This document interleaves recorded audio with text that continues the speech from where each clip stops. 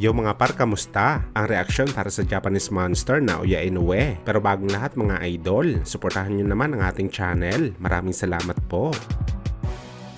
So matapos nga po magpapyaw ng reklamo ang dating Bantamweight Undisputed Champion at ngayon Unified Champion sa Super Bantamweight na si Naoya Inoue sa kanyang mga social media account matapos sirangin si Terence Bud Crawford na #1 pound-per-pound boxer sa buong mundo. Matapos durugin ito si Errol Spence sa kanilang bakbakan kung saan wala pa rin nagawa ang Japanese monster para i-consider ang kanyang pangalan na best fighter kapantay ni Crawford. Halos unanimous kasi sa mga boxing experts pabor kay Crawford para maupo sa trono sa #1 dahil di masamak na masulit ang record nito kumpara sa Hapones. Subalit umaasa pa rin mga idol ang mga fans ni Inoue na matapos nito i-claim ang dalawang pang titulo sa kababayan natin na si Marlon Tapales sa paparating na bakbakan nila na posibleng gaganapin sa December sa Japan. Kaagad daw sisipain ni Inoue si Crawford sa kanyang pwesto at literal na papalitan bilang pound-per-pound king sa rason na papantayan na nito si Crawford sa pagiging 2 division undisputed champion at si Inoue ganap na 4 division samantala si Crawford naging kampiyon pa lamang sa 3 magkakaibang dibisyon. Bagamat ang ganitong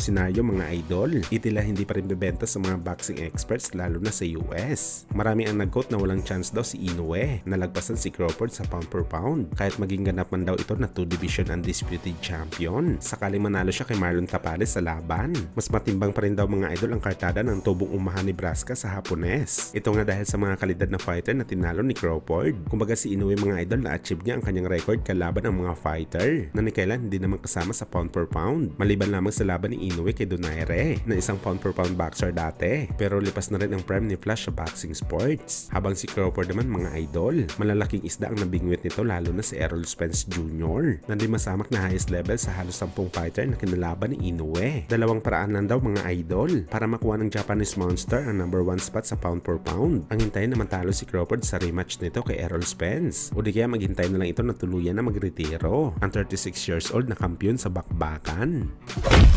Sa kabilang banda naman mga idol, mainit nga po ang rumor sa internet na posible daw kumuha ng tune-up fight ang ating pambansang kamao Manny Pacquiao para tuluyan na bumalik sa aksyon sa pro boxing. Hindi malinaw mga idol kung sa pro din kukuha si Manny Pacquiao ng tune-up fight kalaban ng mga totoong boxer o di kaya gagawin lamang ni Pacquiao ng tune-up fight itong si Buakaw sa kanilang bakbakan na gaganapin sa January 2024. Bagamat ibig sabihin nito mga idol, talagang desidido ulit si Boss Manny na lumaban sa professional sa kabila ng edad nito na 45 anyos. Well, kung sakaling mangyari talaga ito mga idol na gusto pa talaga makaisa ni Pacman, mag-expect po tayo na hindi ganun kabigati na fighter ang posible makalaban nito sa bakbakan. Naniniwala tayo na lalaban si Pacman sa boxer na medyo wala na rin sa hulog sa laban kagaya sa rumors opponent nito na si American. Tandaan po natin mga idol na matalino ang Team Pacquiao. Hindi sila sasabak sa isang laban na alam nila na wala silang panalo kagaya sa pagpili ni Boss Manny sa laban nito kay Errol Spence kung saan mga idol tinadtad si Pacman ng reaction at prediction na matutulog lang daw siya kay Spence sa kanilang bakbakan. Subalit ayon kay Coach Buboy, hindi daw sila ganun kabobo para lumaban kay Spence kung alam nila wala silang panalo sa laban. At ito rin ang mga sinabi ng 2 division world champion na si Danny Garcia na nilabanan daw ng Pinoy legend si Spence dahil alam nila kung paano manalo sa bakbakan.